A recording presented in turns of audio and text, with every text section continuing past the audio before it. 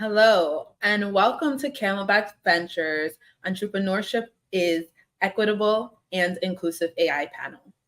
Earlier this year, Camelback kicked off the Entrepreneurship Is campaign to highlight the inspirational stories of what drives Camelback Fellows and other undervalued entrepreneurs to build ventures that positively impact our communities and the world. I'm Ariana Abramson, an award-winning AI researcher and the CEO and founder of DiviSci Software, and also a 2022 Camelback alum. I will be moderating this panel on the intersection of AI, entrepreneurship, and social impacts. We are at a critical inflection point where AI needs the voices, the lived experiences, and the leadership of Black, Indigenous, people of color, and women to shape the future of technology and innovation. Today, I am honored to be joined by some of my fellow Camelback fam, including Alicia Williams, Nicole Bishop, and Yolanda Barton. Before we jump into it, let's get a quick round of introductions from each of our panelists. Panelists, please tell us your name, pronouns, your venture name, and your company one-liner. So I'll start with Alicia Williams. Yes. So it is so good to be on this panel. I'm so honored to be amongst all this brilliance and just really excited for our conversation. So thank you for having me. My name is Alicia Williams. I am the founder and CEO of Abloom. My personal pronouns are she, her, and hers. And at Abloom, we are an AI-powered mental health and emotional well-being tool so that all students can thrive in schools. Thank you. And we'll kick it over to Nicole Bishop next.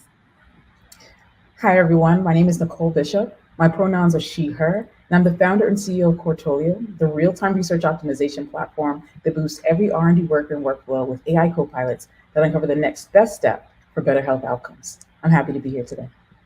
Thank you. And last but not least, Yolanda Barton. I am in great company today. My name is Yolanda Barton. I'm the CEO and founder of Revere XR. We create interactive storytelling experiences. We're preserving history into the future using virtual augmented reality and artificial intelligence. So we're providing an opportunity for technology to impact us and provide access to our greatest stories, our history, our contributions, so that they can never be erased. I love that. And I'm excited for us to be together and talk about some really great questions and I think hot topics that everyone is thinking about as AI advances.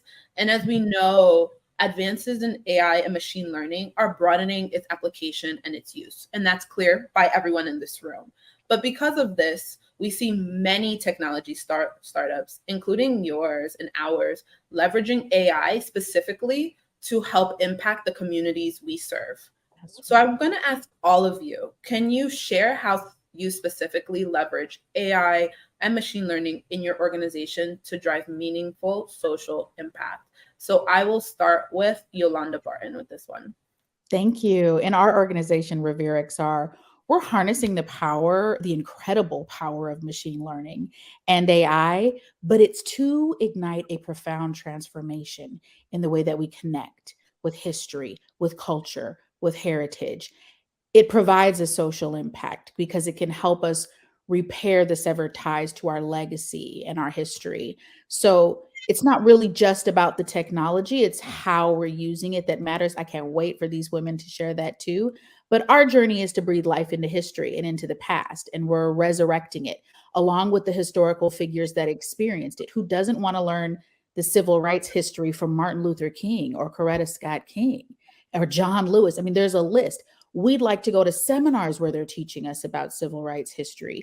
As professionals, we'd like to be able to sit in front of leading experts that can help us shape the vision, financial model, our monetization strategy. So the other part of what we do is really create the exposure. A lot of our communities, 90% of them still haven't even tried immersive tech.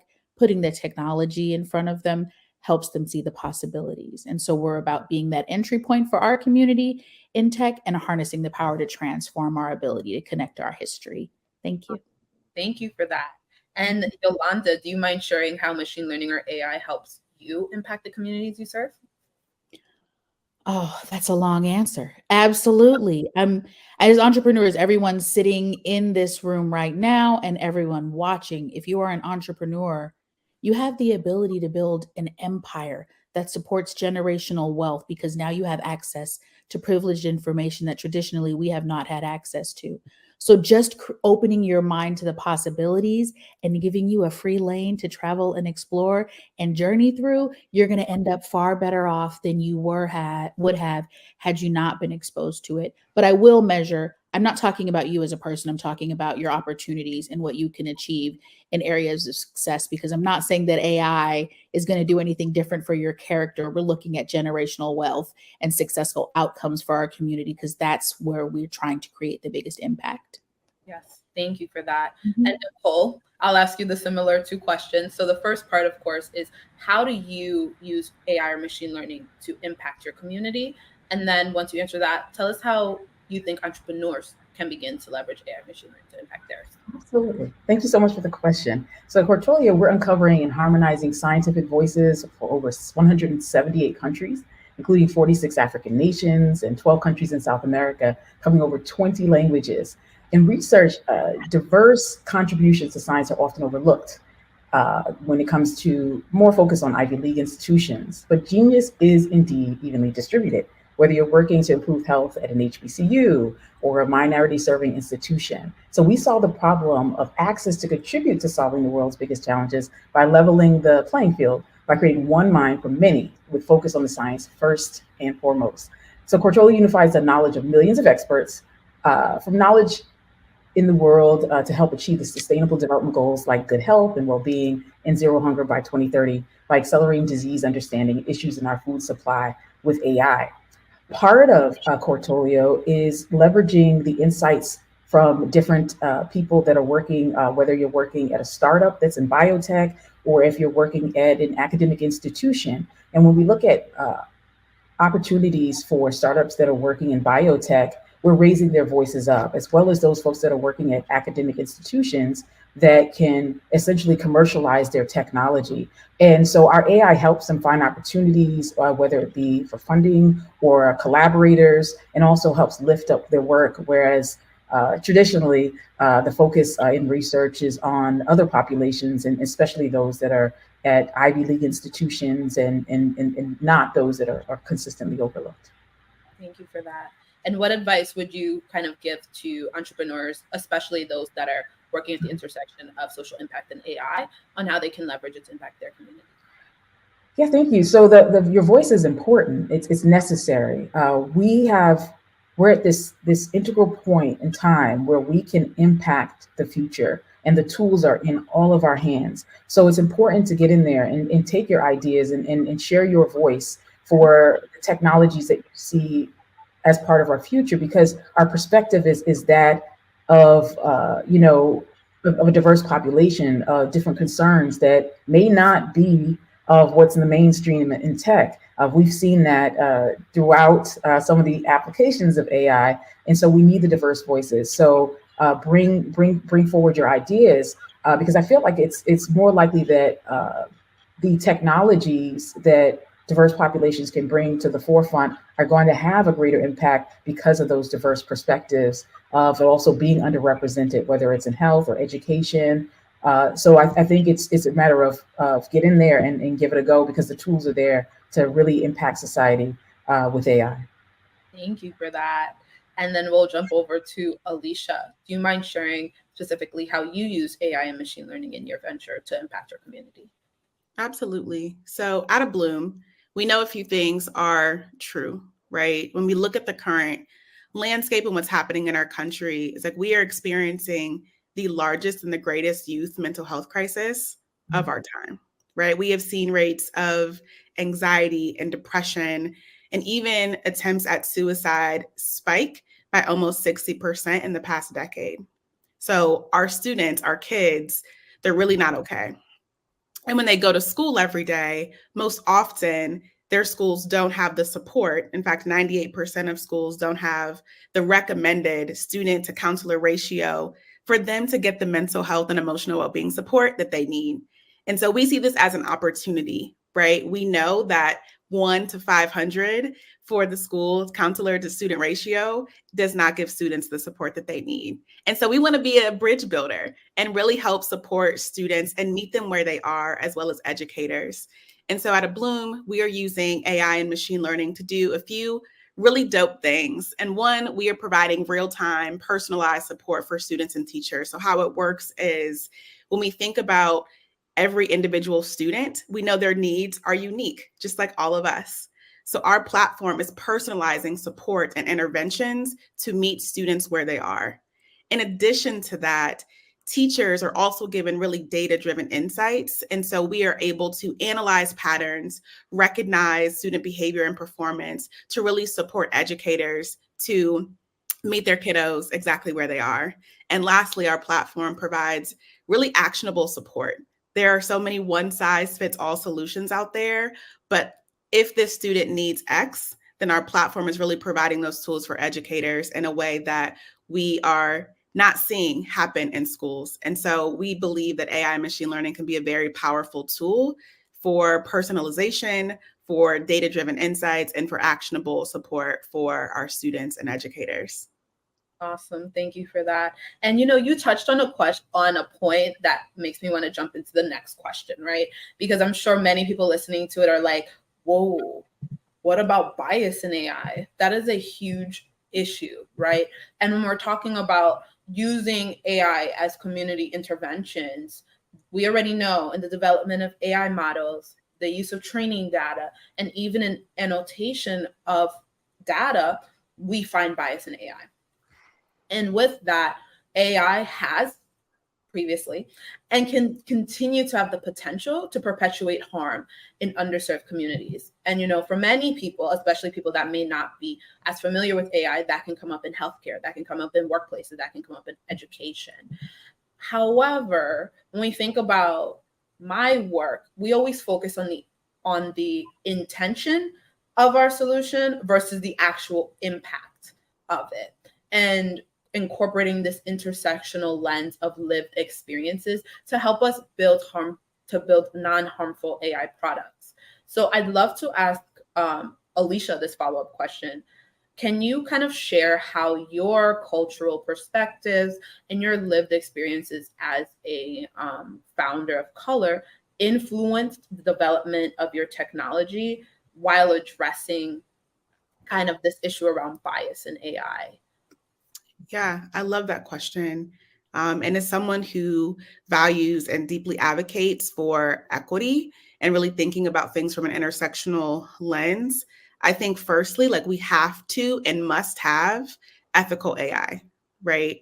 And so we can talk about so many ways historically that AI has been used to harm people of color, right? In education, criminal justice, and housing, banking, the list goes on. And I think when we think at large, AI is built by humans, and humans, right? We live in this system that is really entrenched with discrimination. And so I think the first point is for us to acknowledge that it exists and that it needs to be done ethically.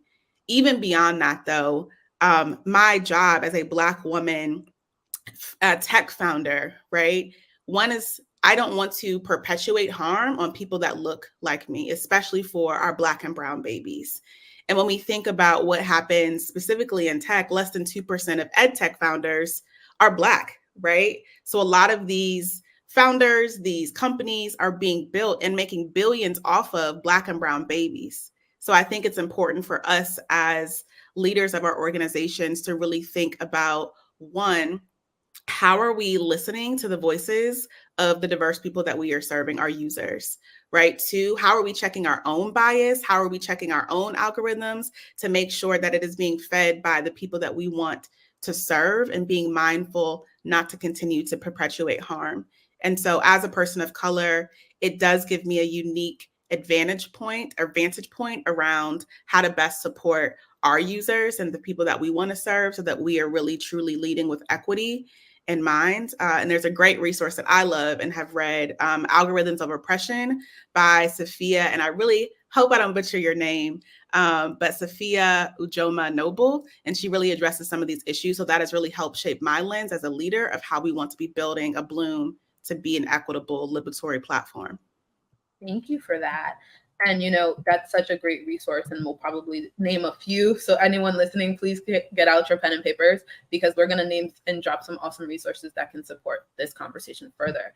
And I want to kick it over now to Nicole, because I'd love to understand more how your experiences as a woman of color, intersectional identities, has helped you create your product and how it's really aided in your competitive advantage. Absolutely. Thank you so much for the question. Extending from education, there's a lot of bias when it comes to, scientific research, health, and AI. And sometimes that harm can come in the form of exclusion of service. So diverse populations are often not included in clinical trials that help us understand how different medicines can address diseases. Research is often not conducted from a perspective of diverse populations. For myself, in my 20s, I was digitizing academic journal articles and content at ASU Library when I woke up one day and I couldn't see out of my left eye. I was days away from going completely blind, but I met a doctor who had done his research and he saved my sight. This condition that caused my sight loss was not commonly found in African Americans, but I had diverse ancestry. My doctor performed tests that helped him gain a holistic perspective on how to address my health concerns. So because of this experience, Quartolio is purpose-built to address a wide range of demographics with an AI co-pilot for population health and precision medicine. So meeting at that intersection. So if you come from a diverse or underrepresented population when it comes to research on your specific area of disease, there are AI co-pilots working where there may not be people working in some of that underfunded research. So my unique experience as a Black founder directly influenced how our AI improves health for diverse populations. And that allows us to tap into population health market, which is over $50 billion by 2030. So by having this unique perspective, it actually opens us up to unique markets as well that can also help and serve our populations. Ooh, just preaching over here. That was powerful. And those numbers, I think, are so powerful when you quantify the experience. And when we think about specifically all of the people that are impacted just even outside of our communities, that's humongous. That is a humongous opportunity for that, for our interventions and what they could possibly do for each other. Now I want to move into another hot topic, privacy. And I know y'all knew it was coming, because AI privacy, especially data privacy, is a challenge for most companies in the space. And we've heard it many times over. We're not going to mention any names here, but we've heard it many times over from companies struggling with privacy, data breaches, etc. However, much of the sensitive data that we use today for AI helps fund search algorithms, recommendations, even ad tech networks. But a lot of that makes people afraid, right? And as artificial intelligence evolves, it magnifies the ability to kind of use private information that can potentially intrude on privacy interests. And of course, that goes into my question for you, Yolanda. When you think about privacy as a challenge for most companies, how are you navigating and even thinking about the ethical challenges needed to support data privacy while still building an amazing AI-centric product? Yeah. I mean, first, let's be real. There are challenges. Like, we need to sit there for a minute. We move past that way too quickly. There are risks, right? So I'm using it in a way where we're wielding it with care and with wisdom, and it has the potential to democratize information. And where at one point it was only exclusive to a few, right? And so there are risks. It is still new. There is a lot to learn. That's why there's millions of people coming out with ideas. We have to be real with this conversation, and it doesn't happen enough in tech. Navigating the ethical challenges of data privacy is a critical aspect of this journey and the entire tech landscape. So often we rush into downloading apps. Everybody watching and sitting here today does it. We accept the terms and agreements without even fully understanding what the implications are going to be on our data, right? Privacy concerns are real. It's imperative. We have to foster a collective awareness and create some safeguards for ourselves personally. What are we comfortable with? What do we think with? What are our digital interactions? What are our digital and technological intentions? And I wish that for everybody, but especially in our community. Mm-hmm. So we want to hold that tech accountable. That's key. That's number one. So we push for greater transparency. And we do that in how we develop. I'm very clear that I develop my products so that elders and youth and people experience no locomotion. Why would you want to put on a headset that makes you dizzy? Who's doing that? Right? But how are we developing and utilizing and managing your data? We need to be upfront and transparent about it. If it's not a conversation, there is something to be concerned about. If you're willing to have the conversation, it's creating trust. And that's what we care about at Revere. So there's no hidden discourse coming. And that, unfortunately, that discourse is largely unnoticed by the public because people just download and say, yes, they agree to terms. How many electronic documents have you signed without reading all of the information to protect you? We tend to be not concerned and then have a lot to say about it. No technology is without trade-offs, period. Like, start there. So I recommend, I will say, just in case I don't come across like this, I don't possess the ultimate solution, right? But my commitment lies in like discovering what that solution is with you all here today and everybody else. But the most crucial way to protect our privacy and our data in AI for sure is to read the privacy policies, to always check your privacy settings if you don't know where to look, and educate yourself on all the pros and cons so that you can determine a boundary and a parameter for which you're comfortable interacting in. I'm comfortable training AI to support me in a lot of things. And there are other things I don't see it necessarily playing a role at all. So discover what that means to you. And it should come different to every person. And can we please start charting the conversation about safeguarding our most important assets? And a lot of people don't even realize that a big portion of that is data. Yes. In addition to what you have in the bank account, which is also data, in addition to what you have in your home and what you own monetarily, your data holds the key to serious equity. And if you're not paying attention to where you're putting it, I guarantee you're already at jeopardy. Okay, I'll shut up now. Thank you for that. And thank you for the conversation around users and their responsibility, and also, technology companies, right? And their responsibility to make sure that they're fully transparent on what they're using their data for. Again, we won't mention any names here, but those disclaimers are kind of small. And when we think about using really new technology, that product that allows you to ask them questions and get feedback, what we didn't realize is that they're using and saving our data to train their models. And when we think about privacy specifically from a company standpoint, right, and needing the data, I'd love to know your experience specifically, Nicole, on how you think ethical challenge around data privacy can be supported by tech companies. So what are your thoughts on how you, as a tech organization that is, you talk about intersections with healthcare, et cetera, how you're navigating the responsibility or ethical challenge of ethical privacy? Yeah, thank you for the question. Yeah, absolutely. Some of our most critical and data that we want to keep private is our healthcare data. So one of our approaches is to have de-identified patient data, say, for instance, when we're looking at a complete population, and just building on the idea of intention. So, at Quartolio, we navigate the ethical challenges when it comes to data privacy by focusing on data that has intention built in. So we focus on publicly available scientific articles and clinical trials because they have the intention of being contributed to a larger corpus of knowledge to help other researchers and doctors solve common problems. And then when it comes to influence, as far as recommendations, research team members can opt into that by performing essentially a digital handshake with their colleagues to synchronize insight.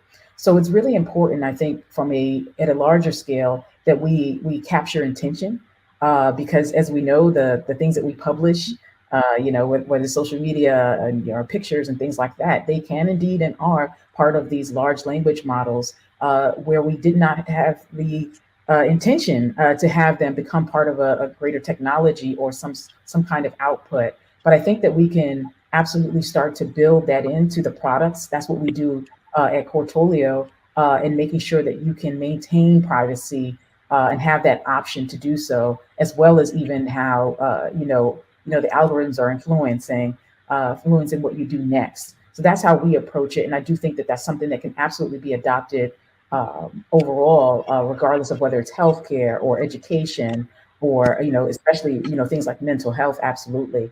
You want to have an ability to, while our products might be built to help us be well, we want to make sure that the AI is not, essentially sharing that data with organizations and entities and people that we had no intention for the data to be shared with.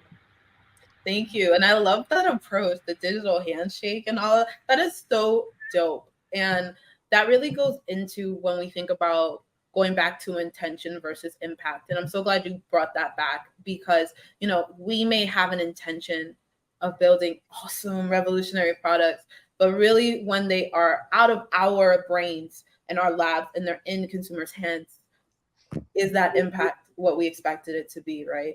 And even more so, what is it about our culture as an organization and as leaders that make sure that if it's not, we can recalibrate, right? Because nobody's perfect.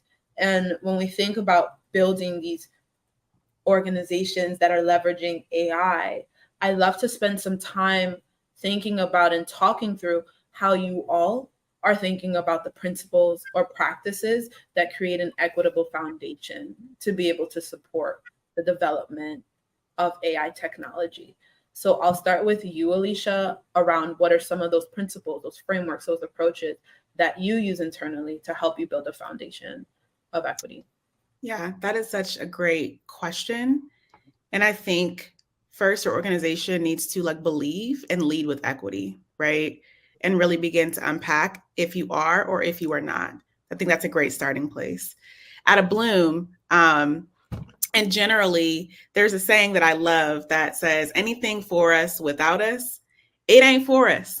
And so with that in mind, we believe that our users build our products. And so with the help and collaboration and in partnership with our users, right, whether that is students, educators, mental health practitioners, parents, school district leaders, we are listening to the people that are using our platform. And I think that's a great place to start. And the last thing I would challenge us to think about is who is not in the room or at the table that should be? And how can we begin to expand the table, make some space for more voices to be included? Because that is how great companies are built. That is how great products are built. And what I believe at Abloom is our secret sauce and listening to our students, our teachers, our educators, and folks that are really helping co-create our product and platform. Thank you. And then I'll ask Yolanda the same question. So what approaches or principles are you applying to your venture to make sure that it's grounded in a foundational equitable impact? Yeah, absolutely. I'm still grounded in what she said before me. That was inspiring. Thank you for sharing that. I would say we're focused on leveling the playing field. I think just who I am, entrepreneur or not, business or not, the fact that information is accessible to us provides an opportunity. So if you come from a background where you didn't have entrepreneurs in your family and all of this is new information, you've never been exposed to it before, and someone else can go to their uncle or their dad's business partner or their neighbor and ask for a financial business model, and they're getting it done by an expert and they didn't even have to pay for it and it's not within our reach, we can level the playing field right now. Just right now, by asking AI specific questions. You can also train AI to deliver your brand in a way that could complement what your initial intention was, and you can find things you like about it and want to include in your framework. I would say for our business at Revere, we're leveling the playing field by bridging so many gaps, it doesn't even make sense. We're bridging the gap between generations, right? So that the future can access the history of the past. And so that, some people may not sit with their grandparents anymore or have that opportunity. You're going to get access to global grandparents and their stories and their experiences. And that lived experience, you don't even have to leave your house or your school to get it. So it's okay if you can't fly to Africa to find out what tribe your grandparent was from and what your connection to that land is. We're going to get you connected. So those are multiple gaps, cultural gaps that we're bridging too. There's also the gap between communities that have no access to tech and the future of technology, the future of a $1 trillion industry. That's another gap, right? So we're literally going to take the past and preserve it into the future and secure future generations, but we're also providing the opportunity for generational wealth, while also providing the future of future generations being immersive storytellers that are guardians of history, that are learning to take technology and use it in conscious ways that preserve our culture and our heritage, because every country, city, and community has that.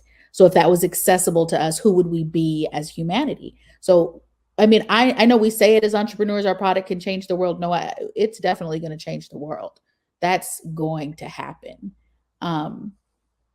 Yeah, and that's the kind of equity I want to see.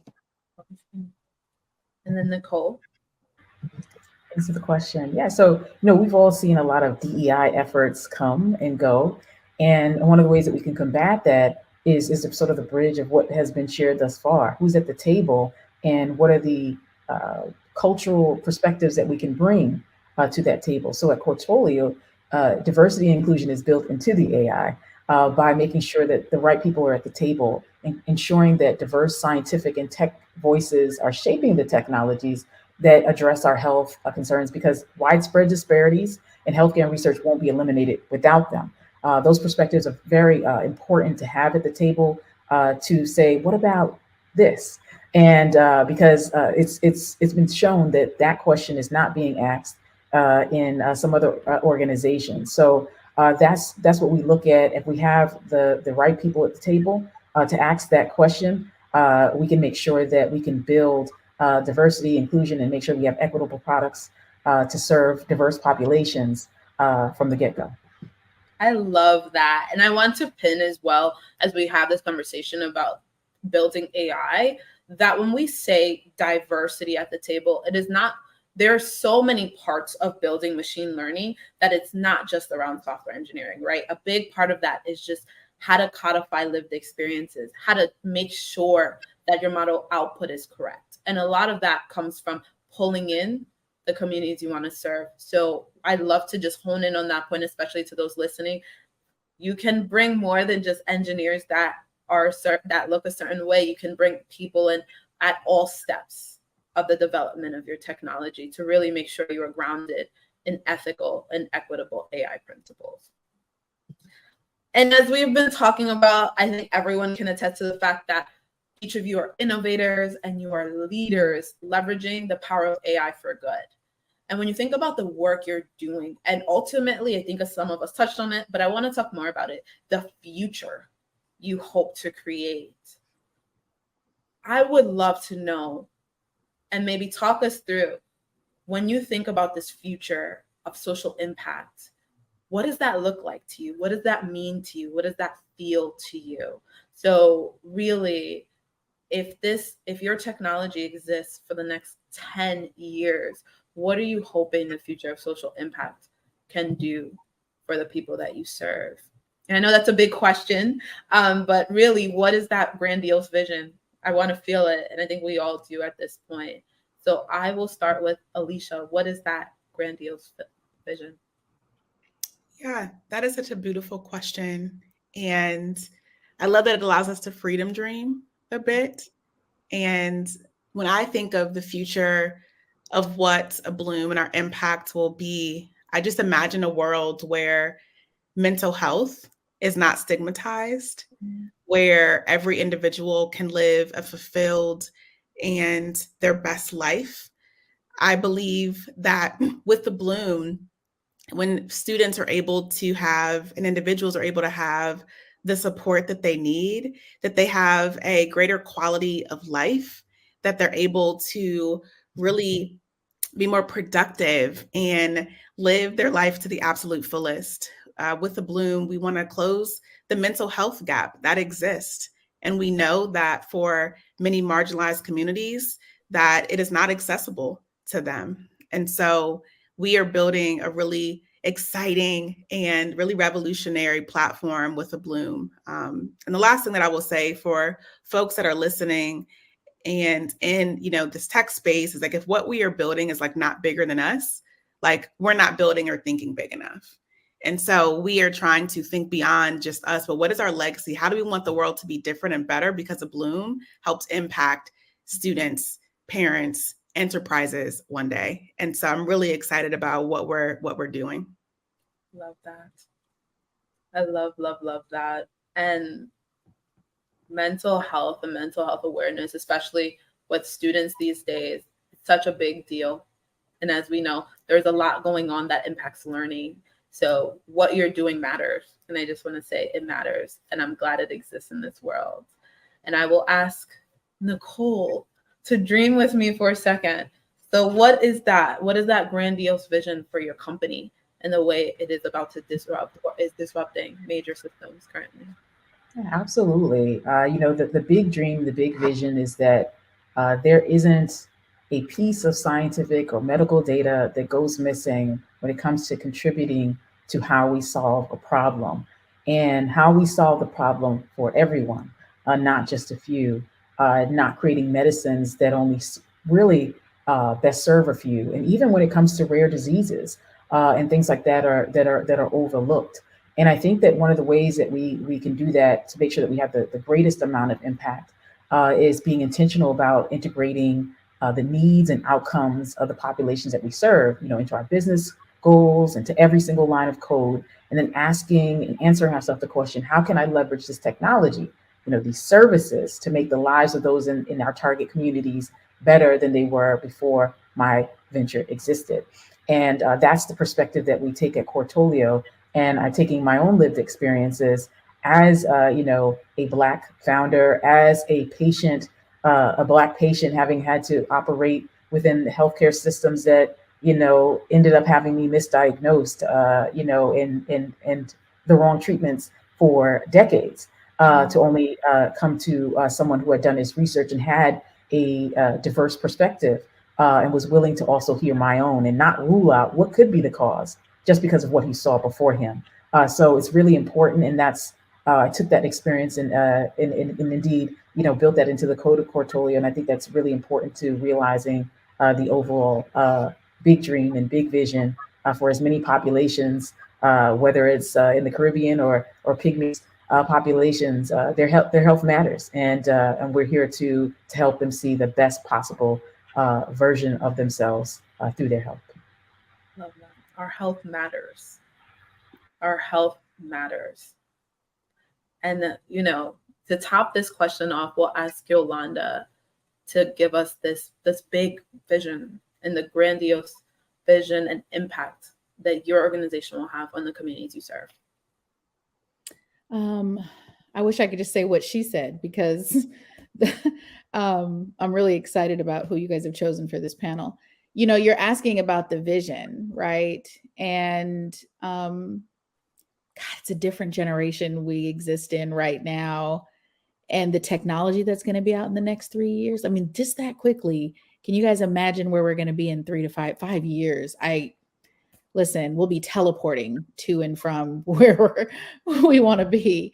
But for now, the vision is allowing us to teleport to moments we no longer have access to, and to give us access to be able to teleport to a variety of spaces in history and entertainment and music and culture and art and heritage, and allow those additions to the industry to shape a grander human story for our interaction, for our ability to cherish each other, respect each other, interact with one another, and value each other's stories and lived experiences. That could be the future. And I think for Revere, it'll start with us introducing immersive storytelling to the world through Apple and Meta's channels, and making it accessible through schools and libraries and museums and airports and malls and government buildings, so that tourists know that they're sitting on sacred ground. Just because that condo was built over Quincy Jones' house doesn't mean that those memories don't still exist. You need to be aware of the geographic spaces, what history is held there, and people being able to connect with information and experiences. Like, I'm sure nobody in my family got the chance to fly to see Bob Marley at the Roxbury, but would I have? Yes. Do I want to do it every Tuesday and Wednesday? Yes. Do I have a long list of other things I want to do? Yes. So can we just make all of that accessible? Access is going to look different over the next couple years based on what all of these women are doing and what all of us amazing entrepreneurs that came through the birth canals of Camelback Ventures, literally, all of the entrepreneurs that Camelback Ventures is nurturing and helping launch is contributing to a more equitable future. And I'm really glad that all of us got the chance to have this experience with them. And I'm excited to share with people why it was important to me. But we're going to change access for the world, and we're going to give our future generations access to $1 trillion industry so they can choose to go to college if they want to or not, right? Because financial success is in their immediate future regardless. So yeah, that's what the upfront vision looks like. Thank you for that. And it is such a beautiful moment in time where we can be building vastly different companies in different industries, but come together, and at the root of it, we are helping humanity, right? Mm-hmm. And I want to really stick on that point, because equitable and inclusive AI should just be AI. And when we think about AI, it's to support humanity. And as we continue to have these conversations, I don't want to get that lost that AI is a tool. We are all engineering. AI is a tool. And we can continue to use that tool for greatness and to reform and reshape systems that have previously targeted us for oppressive ways and systemic racism, bias, etc. And now we're reshaping it and we're thinking bigger. And with that, that is all for today. I want to thank you all for listening. And specifically, I want to thank the panelists, Alicia, Nicole, and Yolanda, for not just sharing your insights and your expertise, but for being open and dreaming and thinking about what AI could be in the hands of people who have lived experiences to shape it. If you listening want to learn more about these incredible founders and what they're doing, show your support. Be sure to check out their websites, follow them on social media, and of course, you can learn about them on Camelback Ventures website. Please understand that Camelback has made this possible. So to learn more about Camelback Ventures and the Entrepreneurship Is movement, visit www.camelbackventures.org. Lastly, thank you all once again for tuning in and listening. If you joined us a little late, a replay of this conversation will be available on Camelback's YouTube channel. Until next time, y'all, peace.